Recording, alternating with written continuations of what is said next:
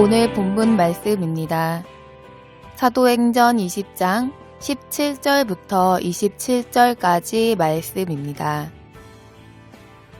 바울이 밀레도에서 사람을 에베소로 보내어 교회 장로들을 청하니 오매 저희에게 말하되 아시아에 들어온 첫날부터 지금까지 내가 항상 너희 가운데서 어떻게 행한 것을 너희도 아는 바니 곧 모든 겸손과 눈물이며 유대인의 간계를 인하여 당한 시험을 참고 주를 섬긴 것과 유익한 것은 무엇이든지 공중 앞에서나 각 집에서나 꺼림이 없이 너희에게 전하여 가르치고 유대인과 헬라인들에게 하나님께 대한 회개와 우리 주 예수 그리스도께 대한 믿음을 증거한 것이라. 보라, 이제 나는 심령의 매임을 받아 예루살렘으로 가는데 저기서 무슨 일을 만날는지 알지 못하노라.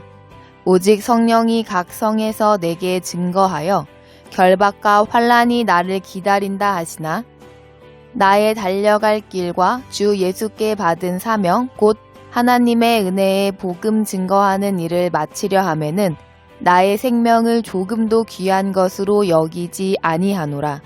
보라, 내가 너희 중에 왕래하며 하나님 나라를 전파하였으나 지금은 너희가 다 내 얼굴을 다시 보지 못할 줄 아노라. 그러므로 오늘 너희에게 증거하노니 모든 사람의 피에 대하여 내가 깨끗하니 이는 내가 꺼리지 않고 하나님의 뜻을 다 너희에게 전하였음이라. 아멘. 만일 우리가 길을 가다가 칼을 들고 위협하며 금품을 요구하는 강도를 만난다면 어떻게 행동하게 될까요? 수중에 있는 금품을 빼앗기지 않기 위해서 자기 목숨을 내어놓고 반항하는 사람은 없을 것이라고 말할 수 있습니다. 우리는 육신의 생명을 지키기 위해서는 생명보다 못한 것은 다 내어주고 생명을 지키려고 하는 것을 당연하게 생각합니다. 유한한 육신의 생명을 지키려고 모든 것을 내어주는데 하나님의 독생자로 인해 얻은 영원한 새 생명은 얼마나 소중하게 생각하고 있는지 생각해 보기로 하겠습니다. 예수님께서는 우리에게 새 생명을 주시기 위해 높고 높은 보좌에서 친히 육신을 입고 낮고 낮은 땅에 오셨고 또한 자신의 생명을 내어주사 우리가 새 생명을 얻었습니다. 그런데 우리들이 그 영원한 새 생명에 대해서는 매우 귀중하게 여기지 않는다면 우리는 얼마나 어리석은가 슬퍼하며 애통해야 할 것입니다. 우리가 생명의 주인이신 하나님 앞에서 그 하나님께서 이루시고자 하시는 뜻을 위하여 우리의 세상에서의 육신의 모든 것을 주님 손에 온전히 맡겨드릴 때 하나님께서 우리를 새 생명을 얻은 존재로 나타내실 것입니다. 그리고 우리는 하나님 앞에서 죽은 자가 아닌 산 자로 발견되어질 것입니다. 오늘 바울 사도는 에베소 장로들에게 유언과도 같은 말씀을 전하셨습니다. 우리가 이 말씀을 장로들과 같은 마음으로 받아들일 때 우리 역시 바울 사도와 같은 믿음으로 성장하게 되는 은혜를 덧입을 것입니다.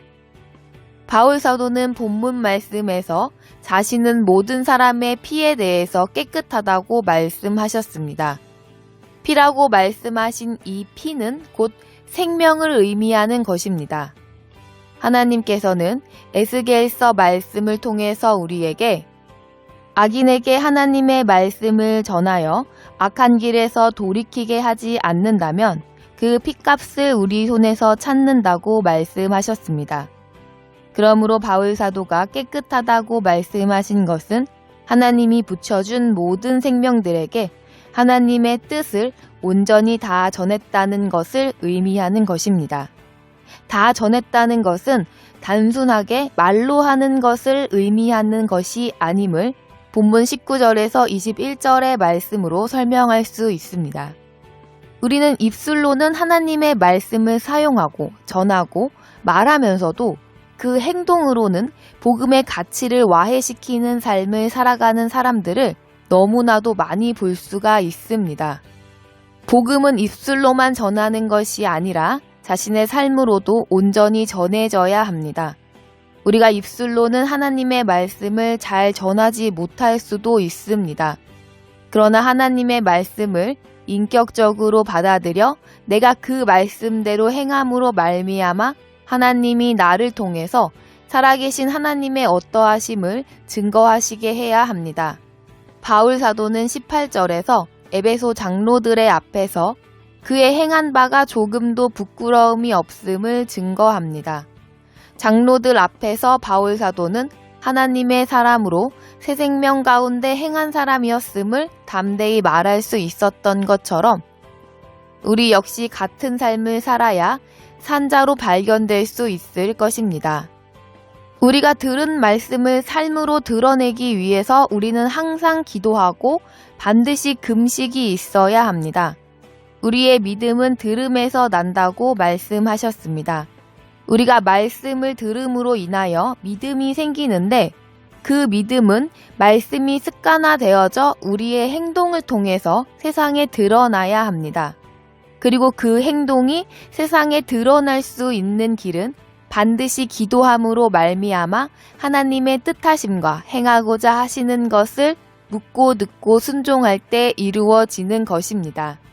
우리가 들은 말씀에 근거하여 간절히 기도하여 자기 자신에게 이루시고자 하시는 하나님의 뜻을 온전히 깨달아야만이 우리의 한 걸음 한 걸음이 말씀대로 순종하는 삶이며 주님의 생명으로 살아가는 산자로 주님과 동행하는 것입니다. 그러나 신자들이 기도를 드리는 것에 있어서 자기 중심적이며 육신의 성공을 우선하는 사고방식을 버리지 못하고 있습니다. 자신이 원하는 것을 자신이 원하는 때에 받고자 구하는 것은 올바른 기도가 아니라 인간이 죄인의 경향을 버리지 못한 어리석은 행위일 뿐입니다. 기도라고 하는 것은 하나님의 뜻을 이루기 위해서 말씀을 듣고 그 들은 말씀을 어떻게 순종해야 하나님께서 뜻을 드러내실 수 있는가 지혜를 구함이 바로 기도인 것입니다.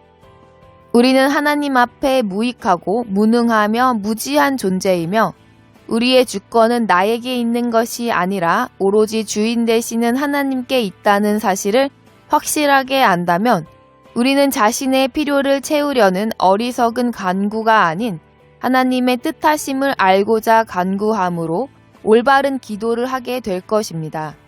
또한 금식이란 무엇입니까? 그저 음식을 금하는 것만이 금식이 아닙니다.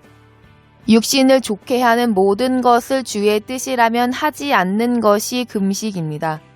우리가 하나님의 종이라면 하나님이 원하시는 것을 하고 원하지 않는 것을 하지 않을 것입니다. 반대로 우리가 세상 사람이라면 자기의 유익을 위해 세상이 좋아하는 것을 하고 세상 사람들이 싫어하는 것을 하지 않게 될 것입니다. 그러므로 우리는 금식에 대해서 올바르게 깨어 있어야 합니다. 나의 주인이 하나님이시라면 하나님이 나를 아끼시도록 그분이 원하지 않으시는 것을 하지 않는 금식함이 있어야 합니다. 예수 그리스도께서도 십자가의 고난을 받으시기까지 항상 기도하셨습니다. 하나님께서는 우리가 예수 그리스도처럼 옛사람을 온전히 십자가에 못 박는 길로 한 걸음씩 인도하시는 분이십니다. 그러므로 우리가 기도하지 않고 육신의 삶을 고집하는 죄인을 십자가에 못 박는 것은 불가능한 것입니다. 옛사람을 매일매일 십자가에 못 박지 않는 사람은 참으로 전도의 삶을 살지 않는 사람입니다. 우리의 삶은 회개의 여정입니다. 회개란 무엇입니까? 우리의 잘못을 깨달아 그것을 온전히 버리고 새 사람, 하나님의 사람으로서 합당한 삶으로 변화받음으로 말미암아 세상으로 향하던 우리의 발걸음을 돌이켜 하나님께로 돌아가는 것이 회개입니다.